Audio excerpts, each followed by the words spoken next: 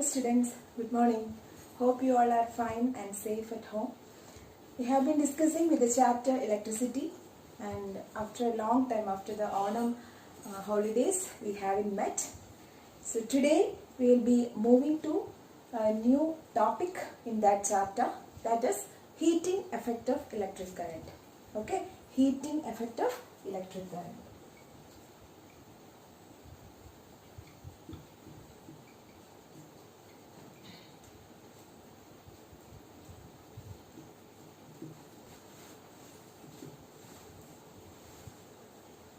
So in your smaller classes, you have studied chemical effect of electric current, isn't it? That is electrolysis, electrodes, the chemical reaction happening inside a cell which is able to produce electrical energy. So such things you have studied.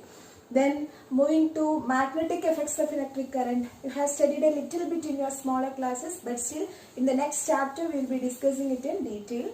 So this is heating effect of electric current. Okay, heating effect of electric current. So what do you mean by heating effect of electric current? Okay, that is, if you are considering a purely resistive circuit, a circuit which consists of only resistors. So in a purely resistive circuit, okay, if current is flowing through that particular circuit, purely resistive circuit means a circuit containing only resistors. In such a circuit, if you are passing electric current through it, after some time heat is produced in that circuit. Okay, so in a purely resistive circuit, the production of heat in it when electric current is passed through it is known as heating effect of electric current. Okay, so how will you define this? The production of heat. It's a form of energy. Heat is a form of energy. So production of heat in a resistor when electric current is passed through it.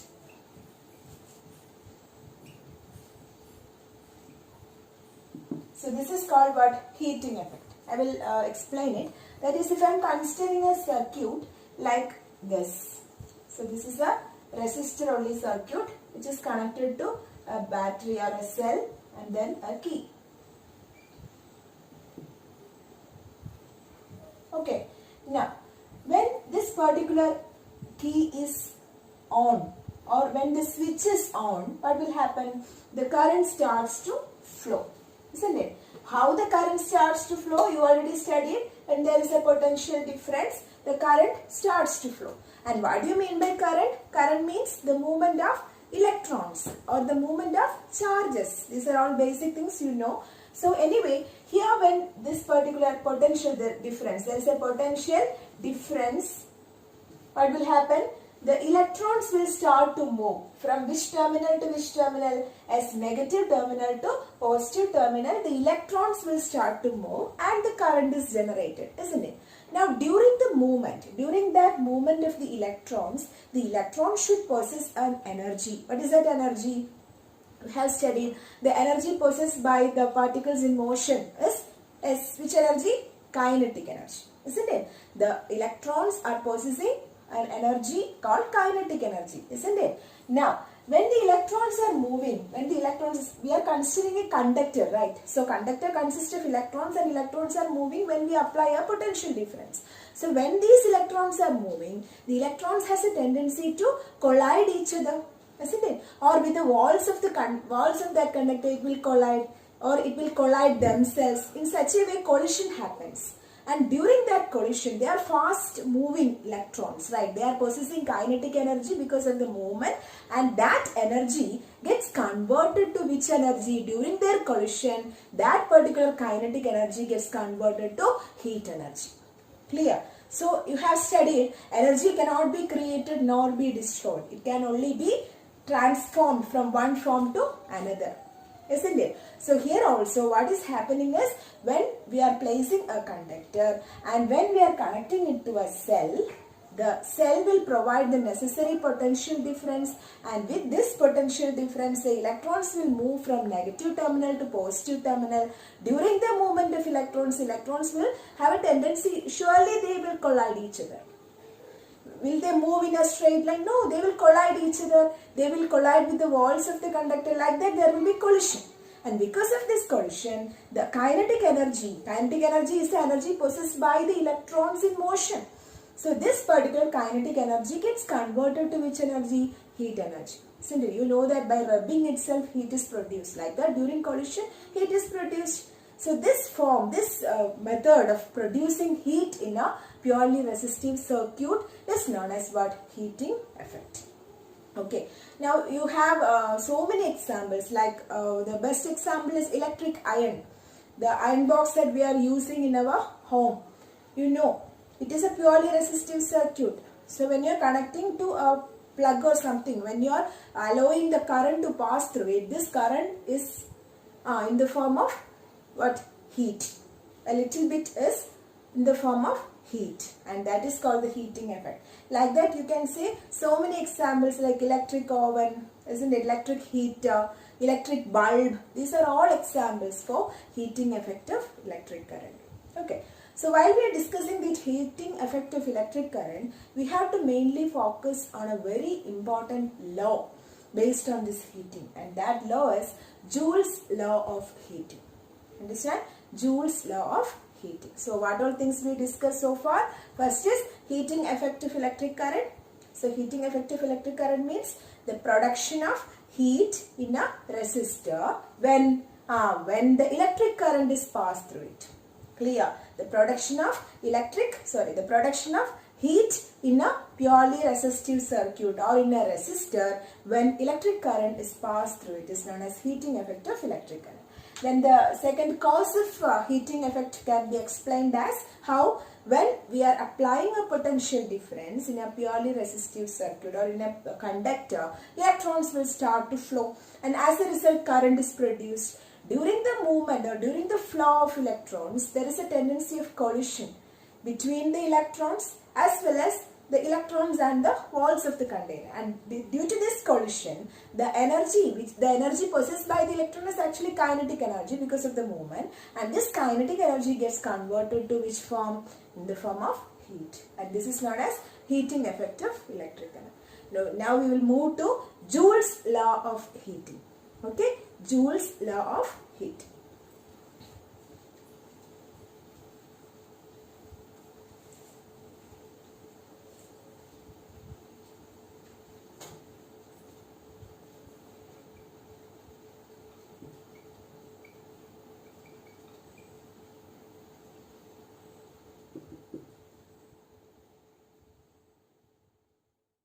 So next is Joule's law of heating, and for stating this law, first of all we will consider a purely resistive circuit. That means a circuit containing only resistor.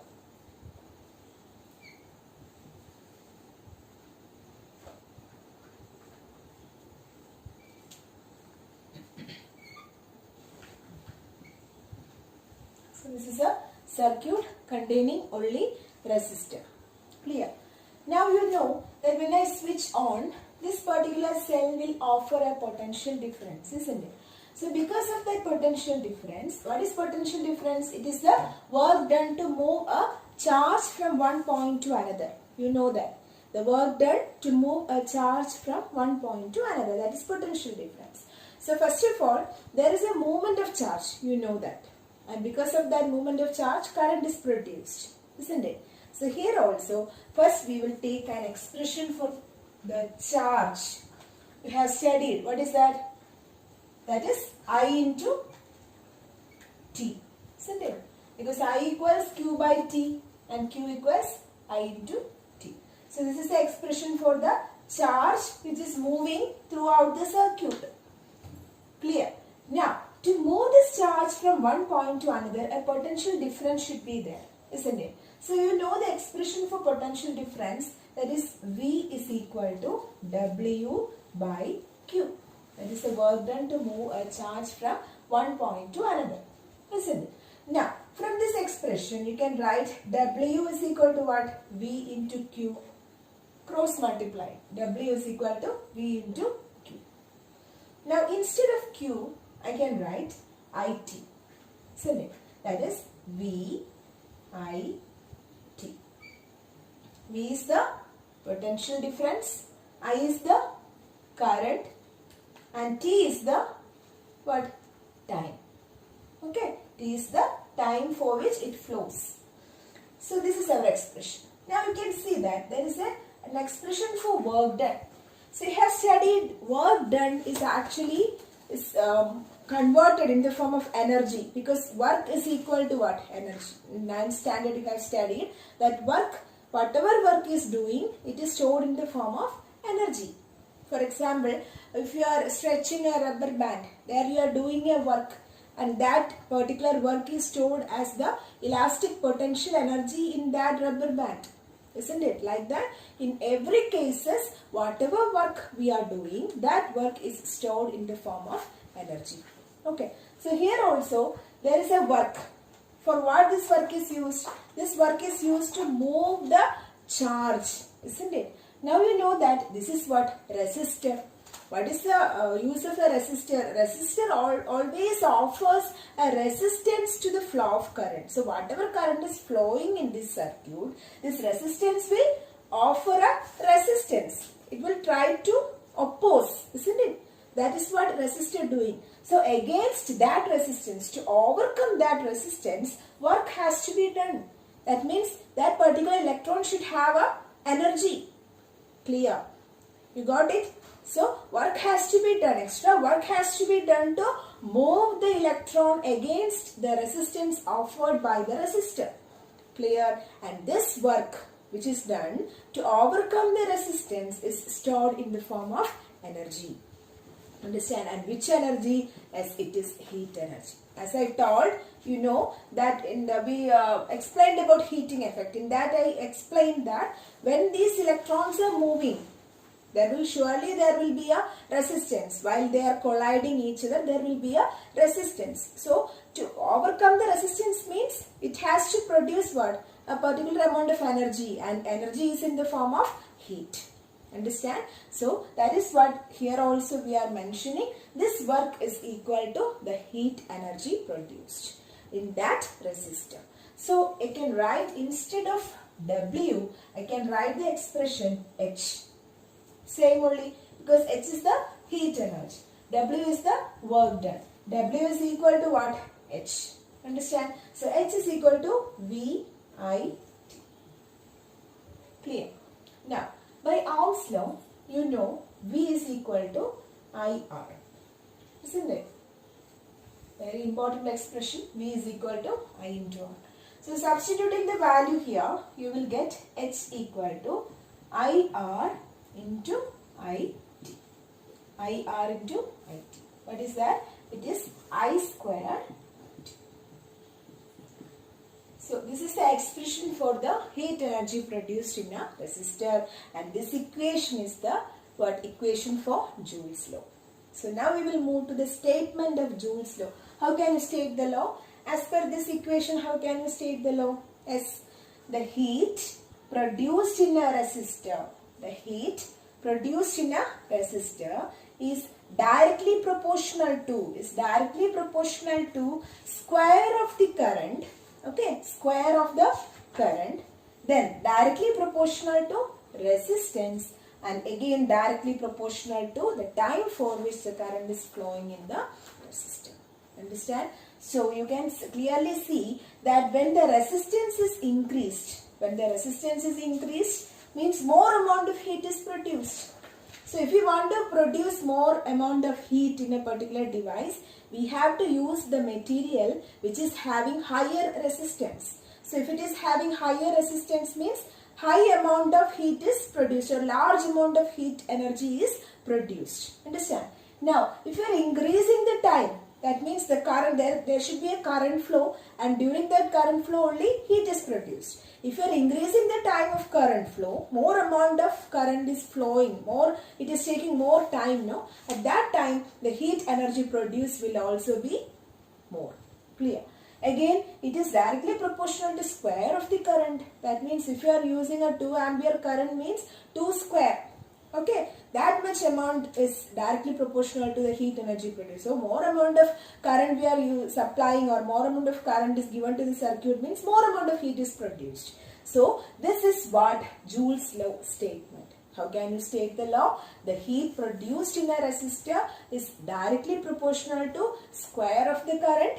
Okay. Again, directly proportional to resistance of the conductor. And third is directly proportional to time for which the electric current flows in the circuit. Clear? So this is a statement for Joule's law, and the derivation is very simple. First you have to consider a purely resistive circuit, then write an expression for charge. You know the expression Q equals IT. Again, potential difference. Because of that potential difference, charge is moving. So potential difference is given by the expression V is equal to W by Q. Again, you are cross multiplying, so that W equals V into Q. Instead of Q, you will put the value IT. So V IT. Now, this particular work done is in the form of heat, because this work is done to overcome the resistance offered by the resistor. So, it will come out in the form of heat energy, and this heat energy is equal to the same expression. Instead of V, I can put IR. So, for numericals, these two equations you can use. Actually, this is a statement for Joule's law, and this is the expression for Joule's law, but still, this equation also you should be familiar with, so that for numericals you can substitute and find the value. So, H is equal to VIT, then V equals IR. Substituting here, you will get I into I is I square RT. So, H is equal to I square RT. So, the statement of Joule's law is the heat produced in a resistor is directly proportional to square of the current, then directly proportional to resistance offered by the conductor, and third is directly proportional to the time for which the current flows in a circuit. Understand? So there are certain applications for heating effect of electric current. It is also very important. Now we are moving to the applications of heating effect. Okay. So now we are moving to the practical applications of heating effect of electric current. Okay. It's nothing but what is that? Whenever the current is flowing through a particular resistive circuit, heat is produced. It can be useful sometimes. Most of the cases it is using. Right? That is first application I can say. Like the practical application means in our household appliances. Most of the household appliances like electric iron. Okay. So household appliances like electric iron, then electric geyser, electric kettle, okay, room heater. So in so many circuits, in so many appliances, we are actually using the application of heating effect of electric current. Okay, the most wonderful example is electric bulb, that you have to study in detail. So these are all examples for the practical application of heating effect of electric current. Okay. So now we are moving to electric bulb, which we have to study in detail. So one of the main applications of heating effect of electric current is electric bulb. Okay. You all have seen electric bulb, and electric bulb, you know that it produces light as well as heat, isn't it? Produces light as well as heat. Now, how does this particular electric bulb glows? For that, you have to study the structure of the bulb. Not in detail, a few things. You all know that also. So, it consists of a filament. This electric bulb consists of, inside the electric bulb, it consists of what? A filament, which is made up of a fine metallic wire. Okay. So, filament of fine metallic wire. And this particular filament is enclosed in a glass bulb. Okay. So, this electric bulb consists of a filament which is made up of a fine metallic wire, and this is enclosed in a glass bulb. Clear? Now, inside this particular glass bulb, certain inactive gases like argon, nitrogen, etc. are filled. So, inside the bulb, you have to avoid the chemical reactions, right? So, certain inert gases or non-active gases are filled inside the glass bulb. For example, argon, then nitrogen, etc. Now, the material that we are using as filament should have high resistivity. That's very important. Okay, this is the value point here. It should have high resistivity as well as high melting point. Okay, the filament or the material that we are using as filament should have high resistivity and high melting point. So some devices we already said as example which uses the application of heating effect of electric current, and all these appliances consist of certain materials or made up of certain materials which are having high resistivity and high melting point. That is a very important thing. Okay, only if it is having high resistivity as well as high melting point, it can be taken as the application of heating effect, because you know only if the resistance increases, the resistivity increases, and if resistance increases, more amount of heat is produced there. Okay, so high resistance, high resistivity, high melting point, these are all characteristics of the filament used in the bulb. Normally, the material called tungsten is used as filament. Okay, tungsten. Tungsten is used as filament in an electric bulb, and very important that tungsten has the highest melting point, which is 3380 degrees Celsius. So tungsten has the highest melting point 3380 degrees Celsius, which is a property that it can be used as a filament of the electric bulb, which uses the application of heating effect of electric current. Understand? So when current is passed through this particular bulb or filament, it starts heating, and when it heat, when the amount of heat energy is large, means it will be red hot and it start to glow. That is what we see it as glowing. Understand? So once again, electric bulb consists of a filament, a fine metallic wire, and it is enclosed in a glass bulb.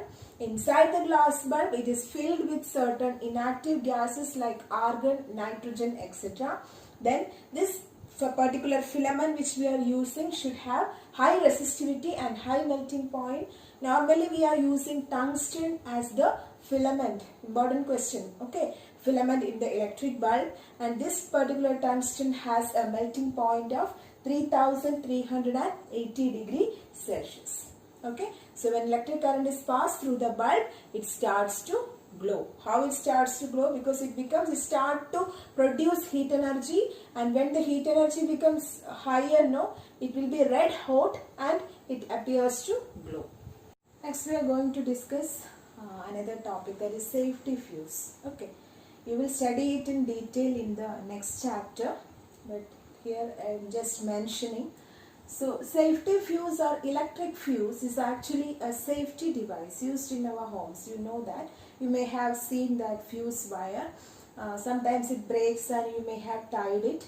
So many experiences you have, especially boys.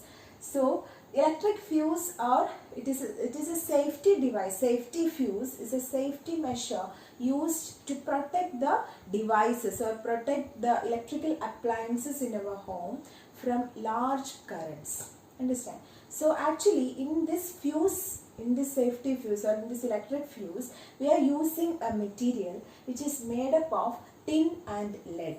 Okay, tin and lead, a mixture of tin and lead, a material made up of tin and lead is placed as this very small wire inside the safety fuse or electric fuse.